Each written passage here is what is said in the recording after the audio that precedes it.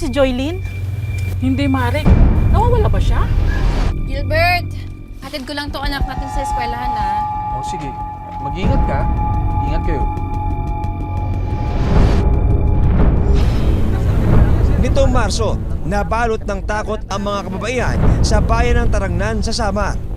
Pinasok niya yung bahay. Sino ka? May taong napabalitang gumagala at nag-ahasik daw ng lagim.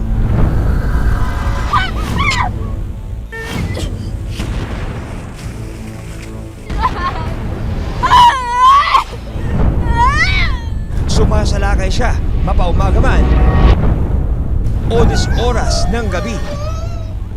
Sino ang suspect? At paano matitigil ang ginagawa niyang karumal-dumal na krimen? Isang usok ang napansin ng mga residente sa loob ng kakahuyan sa Barangay Karunghan sa Tarangnan, Samar. Parang may usok doon, no? Sir! Nang lapitan, laking gulat ng mga residente sa kanilang natagpuan. Wala pong lalapit. Tila 11 tao ang kanilang nakita.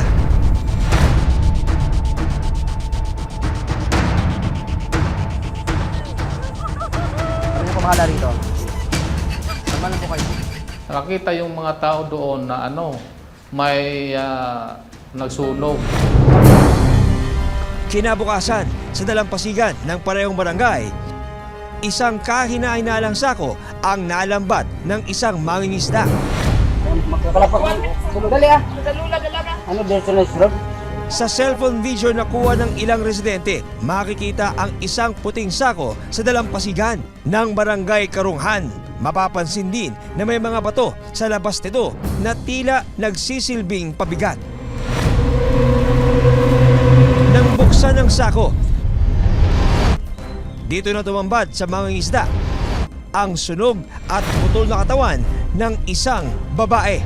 Dito ko na bangga yung kuhan sa bangka ko, yung patay. Bumalik lang ako, napunta ko sa kapitan saan barangay.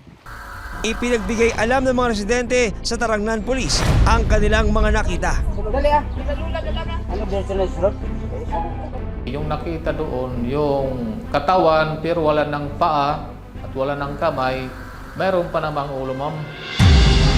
Agad nagsagawa ng imbestigasyon ang mga pulis. Ayon sa necropsy report mula sa Rural Health Unit ng Tarangnan, Samar, kumpirmadong buto ng tao ang nakuha mula sa sunog. Bago nito, isang babae rin ang napaulat na pinagtangkaang gahasain umano sa loob mismo ng kanyang bahay. Ano ang kwento sa likod ng sunod-sunod na krimen na naganap sa tahimik na barangay ng Karunghan sa Samar? At sino ang babaeng natagpuang putol-putol?